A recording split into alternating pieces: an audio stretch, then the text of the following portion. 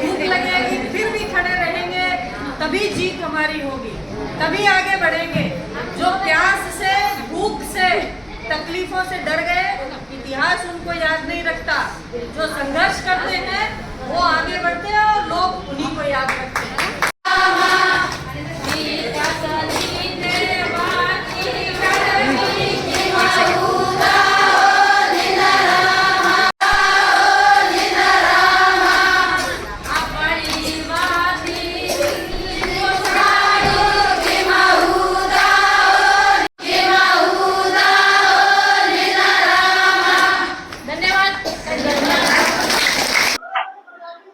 देखिए, देश के जो हालात वर्तमान में चल रहे हैं, पिछले 13 सालों से जब से बीजेपी की सरकार सेंटर में और 2.5 साल से राजस्थान में आई है, तब से लेकर के जो जनता के मुद्दे हैं वो कहीं गौण हो गए हैं। जो जनता वोट देकर के सरकार को सत्ता में लाती है, उस सरकार ने जनता को की सुध लेना बंद कर दिया है। युवा बेरोजगार हैं, महिलाएं अपनी सुरक्षा को लेकर के, रोजगार को लेकर के परेशान और दुखी, किसान उनकी आमदनी का जो वायदा सरकार ने किया था दुगनी करने का, उनकी आमदनी दुगनी तो कहीं दूर, वो पेट पालने के लिए, अपने बच्चों को पालने तक की कमाई उनकी हो नहीं रही है। व्यापारियों की स्थिति खराब है।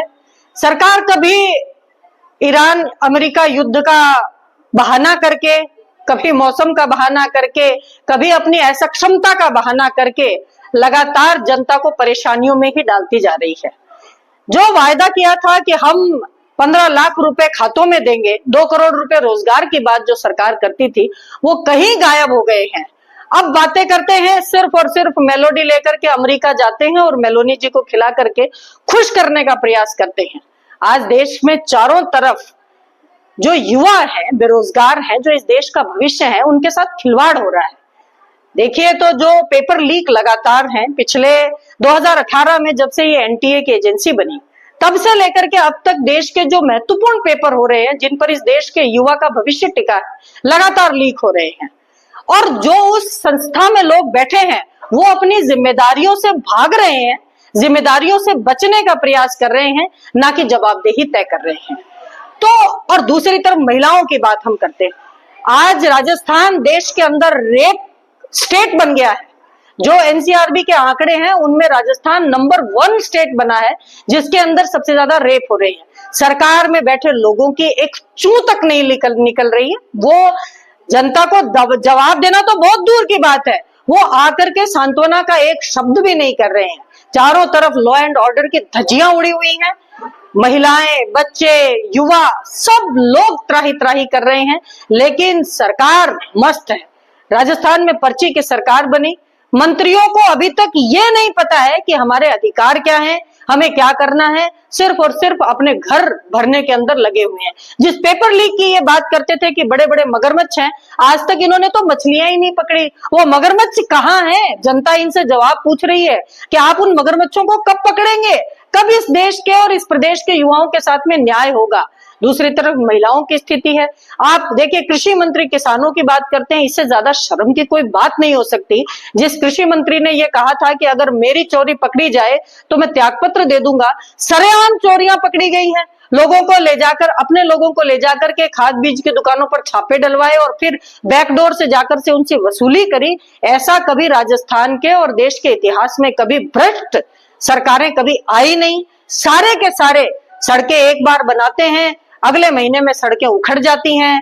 बिजली, पानी और जल, सड़क की कहीं कोई व्यवस्थाएं प्रदेश के अंदर है नहीं। शिक्षा व्यवस्था, अस्पतालों की आप परिस्थितियां देखें, कोटा के अंदर जो डिलीवरी हुई, उनके अंदर पानी के इंजेक्शन महिलाओं को लगाए गए, जिसके चलते 8 से लेकर 10 महिलाएं तक उनकी तो मौत हो गई और कई महिलाओं को ऐसा डैमेज हुआ जिनको जिंदगी भर इसका परेशानी झेलनी पड़ेगी। उसके बाद में इससे भी नहीं सीखे। और बीकानेर में भी लगातार ये घटनाएं हुई, वहां भी प्रसूताएं हैं, उनको परेशानियों का झेलना पड़ा है। डेथ हो गई, बच्चे जो नवजात बच्चे हैं उनके अनाथ हो गए।